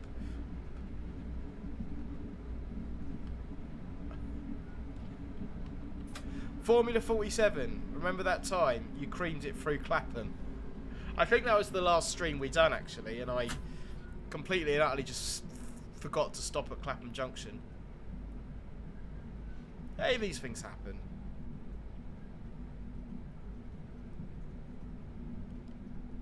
Howard Spanjar, interesting. Do trains have cruise control like a car would keep you at 1 speed?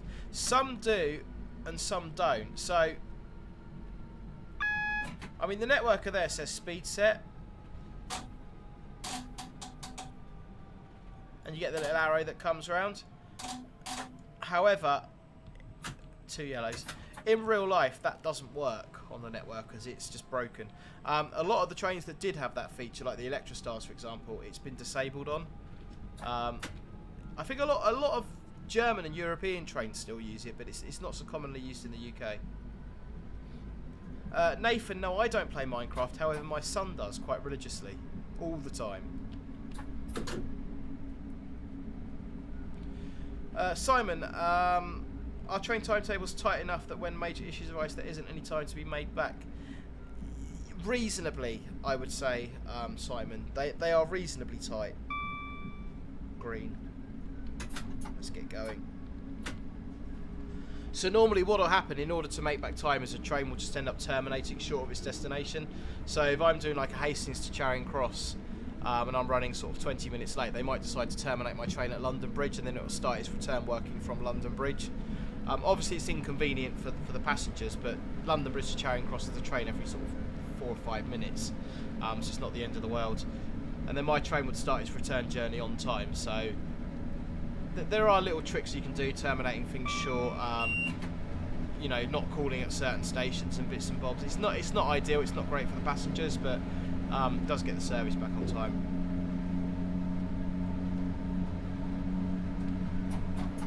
So typical Nathan, I'm not exactly sure why they disabled the speed set on Electrostars. I believe people were using it to drive the train rather than using the power brake controller. So when they were coming towards the station, they were just notching the speed set down, and the train would slow itself down, which is really bad driving practice. And I think it's inefficient as well, because if you set it to like, say 90, the train will hold itself at 90. Whereas if the driver's driving and you're going downhill, the driver's going to shut off at 85 and allow the train to coast. Whereas the speed set won't be doing that. It'll be sort of keeping power in and doing bits and bobs to hold it at that speed. So I think there are numerous reasons for it, but I don't know the exact official reason, if I'm being completely honest. Jason, that I have not given up with that series. I had so much ambition and hope for it when I started. So I'm not entirely sure, but hopefully within the next week or two.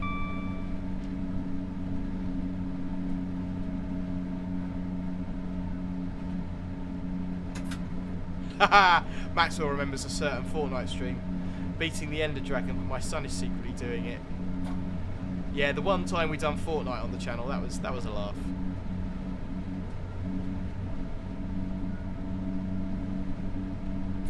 Yeah, Durafast, I think that's the easiest way of saying it. Promotes bad practices, yeah. 2 yellows stepped up to a green. Line speed down to 70. So because that was 2 yellows stepped up to a green, I'm going to assume that we are probably following another train. So I'm just going to shut off the power and let that coast. And we'll see what we get on the next signal. 9.9 miles to Faversham. A little bit of a run this, a little bit of a run. And we've got 2 yellows again. So I'm just going to drop the train speed down a little bit more. Hey, Golden Ticket, how are we doing? Drop the train speed down to about 50. And the speed you come down to on signals is all going to be down to your route knowledge and the type of traction you're driving. There is no set speed to be going past yellows or past 2 yellows. It's purely going to come down to your route knowledge. When you start learning to drive a train, your driver instructor or your driver mentor might say to you, right, I want you to go past every sort of 2 yellows no more than 30 mile an hour, every 1 yellow no more than 20 mile an hour. And the reason they do that is to kind of give you a kind of a base speed to work from. But as you develop your route knowledge, 2 yellows again. So that would suggest to me that the train in front is travelling at a similar speed to us. The fact we've got 2 yellows once again. Yeah, once you develop a bit of route knowledge and you get used to the traction, then you're going to judge it on its merit. I mean, in the London area, you're going to be going past where signals are very close together.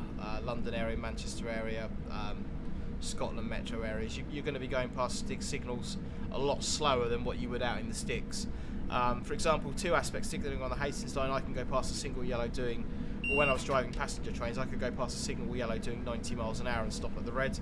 If you're in the London area, you went past a single yellow doing 90 miles an hour, you have not got, you're not stopping. It's not happening.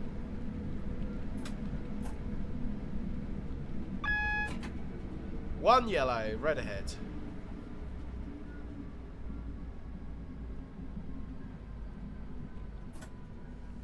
So get rid of all that speed there. Red signal's a brick wall. Don't run towards a brick wall.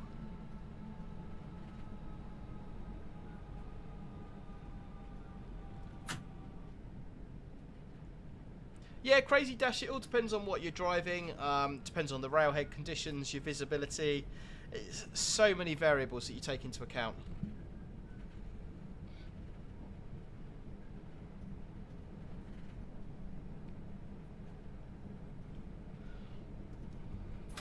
Red ahead, red ahead, red ahead. And like I say, guys, approaching a red signal on a passenger train, and it will depend on your individual company's operating instructions, but you want to be looking to do no more than 20 miles an hour at the AWS magnet prior to a red signal. It's 20 mile an hour at a distance of 200 yards, 200 feet. You can use the AWS magnet as a rough guide.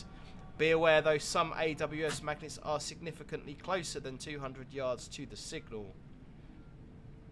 However, some operating companies will have different instructions. For example, the company I currently work for, our instruction is 10 miles an hour at the AWS magnet, and I know some other passenger operators, their instruction is 15 miles an hour at the AWS magnet. So it will depend on a lot of sort of variable factors. But the previous company I worked for, it was 20. The current company I work for is 10. So, yeah.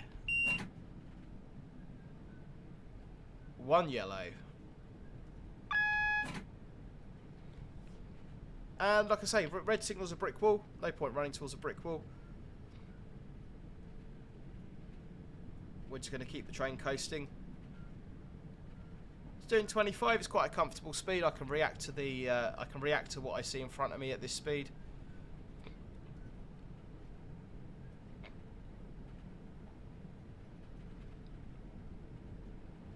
Oh, that's interesting, Jason. We are told not to use the AWS magnets. It's different how different companies teach their staff. Yeah, we were told 20 at 200 using the AWS magnet as a guideline. But like I said, a lot of the magnets are significantly closer to the signals.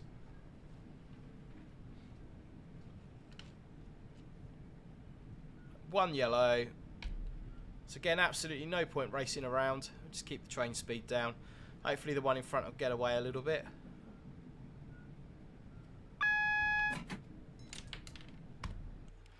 We do apologise. There's a temporary intermission because there's someone at my front door.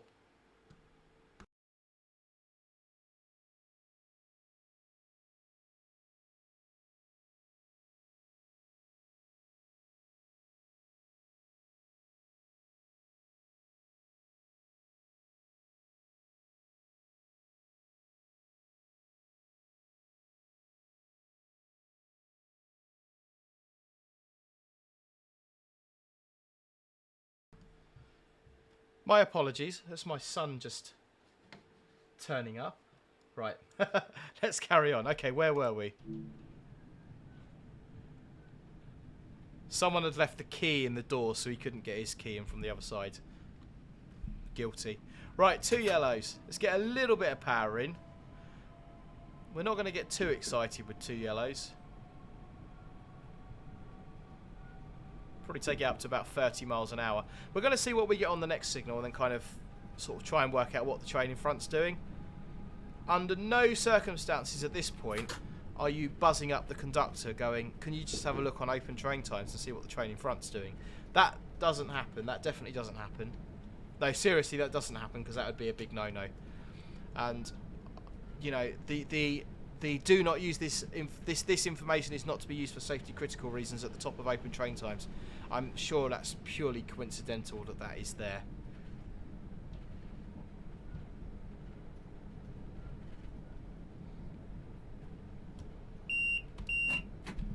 Okie dokie, that's your DSD going off. What do we got? What do we got on the next signal? FBI open up. Definitely not the FBI.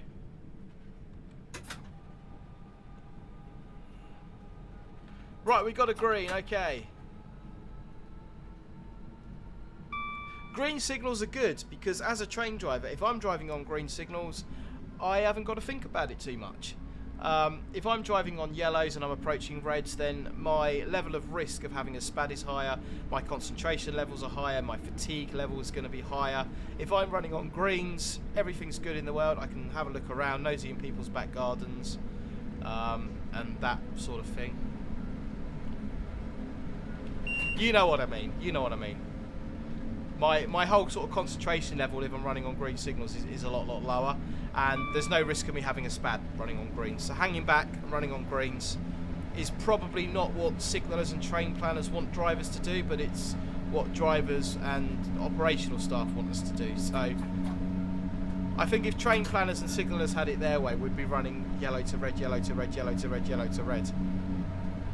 I don't know that as a matter of fact, that's just purely opinion. Green means go!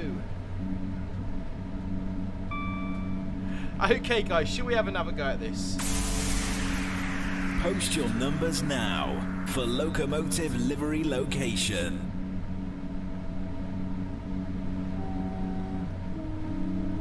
So done 2 tones on the whistle board there. It is supposed to be low tone only. However, myself and most drivers will do both tones at whistle board, but the rulebook does say low tone only. Yeah, sun kicks, don't chase signals, don't stress. Exactly that. Exactly that. Simon Fisher, the timetable is planned green to green. Oh, interesting. I didn't know that, Simon. What are we reckoning? Okay, we have got third number on my screen. Wookie 390 with number 15. Let's play Locomotive Livery Location. Give me number 15, guys. Here we go. 10 seconds. Oh, a little bit of yellow in that one. Does that help you at all?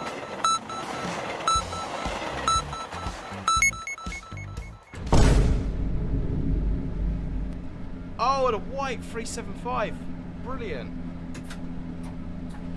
I reckon we've got time for...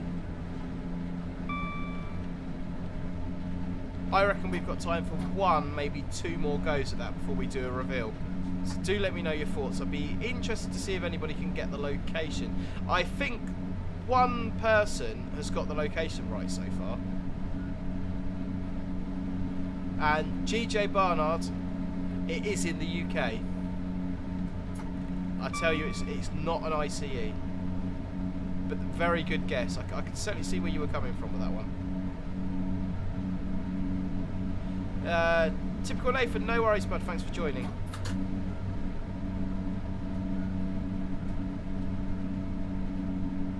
Sebastian Peters, class 91 in Leeds. Bigger Bob, 91 still. Grape Juice, 90 or 91 or DVT.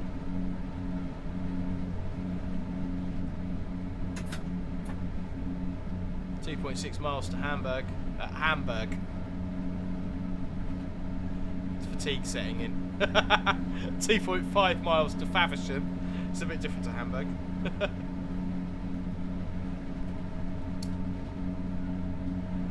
Let's have another go. Post your numbers now for Locomotive Livery Location. We start spamming it now. 2 yellows. So what we're doing on sighting the 2 yellows is we're getting the brake in. We're not waiting until we go past it. We're not waiting until we hit the AWS magnet. As soon as we sight it, we are taking positive action by getting some brake in. So I'm going to get the speed down to about 50.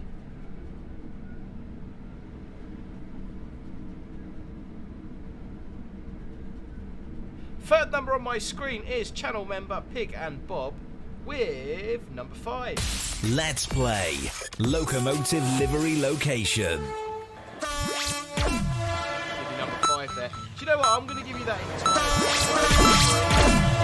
See if that's any help with your location. Do let me know what your thoughts are.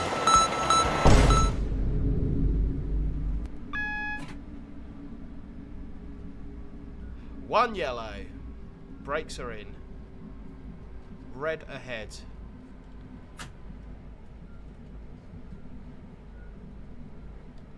Press, call, react, Jason. Yep, fantastic.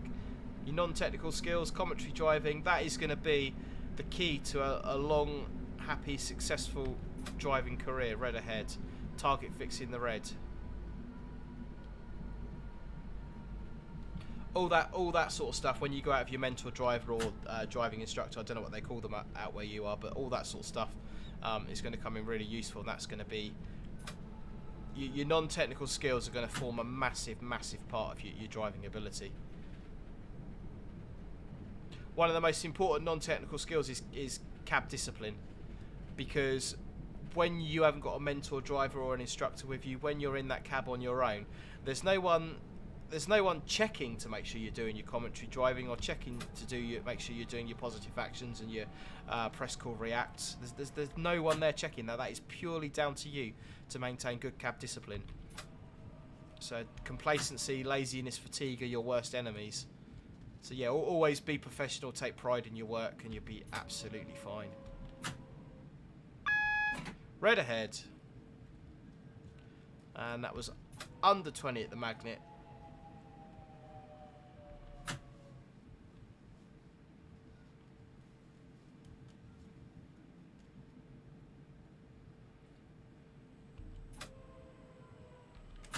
One yellow, position 1 junction indicator. Red ahead.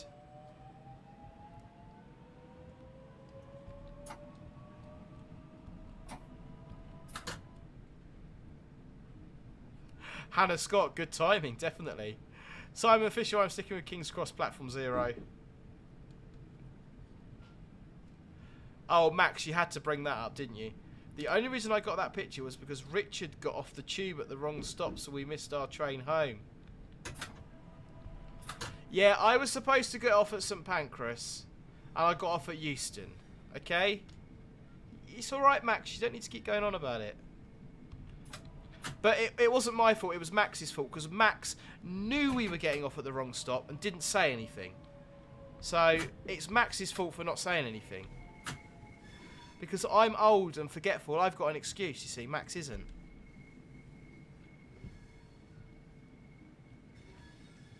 Transport from Berkshire. Can you get told off for being both tones at the whistle? I suppose you could, but the rulebook does state a driver may sound a warning horn whenever they deem it necessary. So if I deem it necessary to do that at a whistle board, then that's just the way it is, I guess. But yeah, the rulebook is low tone only between the hours of 0600 and midnight. But most drivers will do both tones, and I believe that ASLEF, the Train Drivers Union, do actually recommend that we do both tones.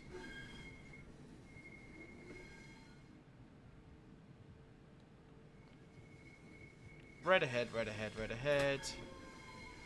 You normally want to be aiming to stop about a coach length away from the signal, unless local instructions dictate otherwise. There we go. Full service brake, DRA set, into neutral. We are up, offside of the train, doors open.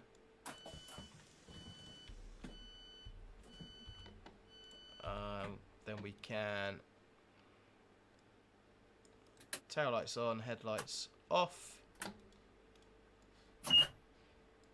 off, and out. And then run away, run away, run away. And what we do when we get out the train is before we run away down to the other end or wherever we're going, always go around to the back of the train, just have a courtesy look, make sure your red lights are up. It's a really good thing to do. Okay, how have we done? It's got to be a gold medal. Whee! We're doing well, we're doing well.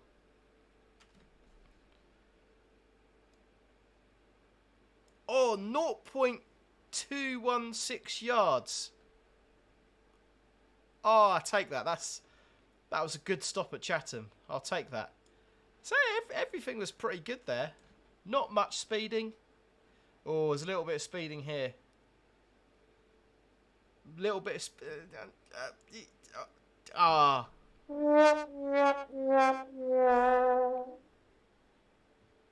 wouldn't be a dad rail stream, would it? Yes, Jason, I did set the DRA before leaving the cab because I set the DRA once we stopped at the red signal. So the DRA was indeed set as it should have been. And Sam Brooks is backing me up, which is brilliant. So thank you very much, Sam. Okay, let's press this button here. Let's play Locomotive Livery Location. And I want to say well done to... I'm looking for the comment. It might have been Wookie 390. Someone did get this quite early on. Someone did get the location quite early on. So, if I give you... We'll do this together. I'll give you 6... 16.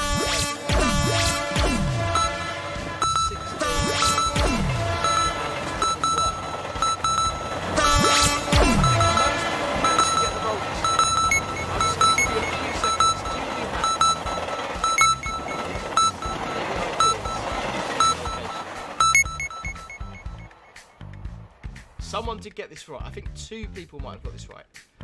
Any ideas on that location, guys, before I press my winners button? Formula 47 is going...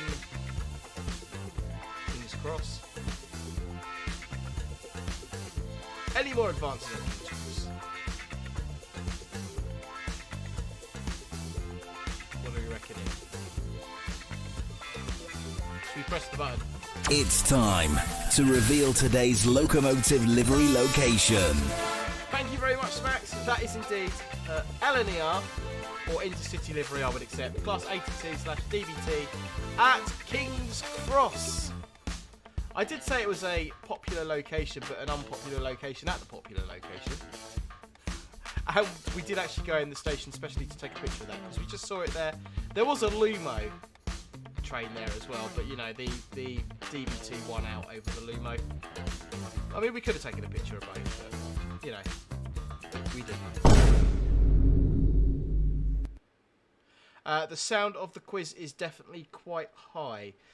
Which bit, Fabian? Do you mean the background music or the winner's jingle or whatever? I can adjust that. Just let me know. We can certainly sort that out. Okay, let's press that one then. Thank you very, very, very much for watching, guys. It's been great, a great stream. Great to be back streaming. Hopefully we should have some more regular streams. That'll be pretty cool. Fingers crossed. Hopefully it'll all work out. I am going to go and sit in my underpants in front of the fan and cool down. I'm sure you don't need that image in your head at 20 past 10 at night, but hey. I might even have... no, I can't have a cold beer. I'm working tomorrow. That's not going to work. It's the plight of being a train driver, but there we go. Thank you very, very much for watching, everybody. If you haven't already, please do hit that like button. Consider subscribing. That would be absolutely brilliant. You're also very welcome over in our Discord server. There's an invitation link to that in the description below. Big shout out to Jason, Sam, whoever else we got in, Southeast Rail Productions, Maxwell, all of the admins in the Discord server and the streams. You're all doing a fantastic job. Thank you very much for helping to maintain the very friendly, calm, jovial community that we have here on the Dead Rail YouTube channel and the Dead Rail Community Discord server and that sort of thing. You can follow me on social media, find out more about my day-to-day life as a train driver. I do post on Twitter quite often now, which is pretty cool. I'm getting good at it. And that's about all I can say. I'm going to press this button here. That's hopefully going to start the end music. I can't hear it at my end. Hopefully you can at yours. Thank you very, very much for watching, guys. If you haven't already, hit that like button. Consider subscribing. Great to have you here. And I shall see you next time.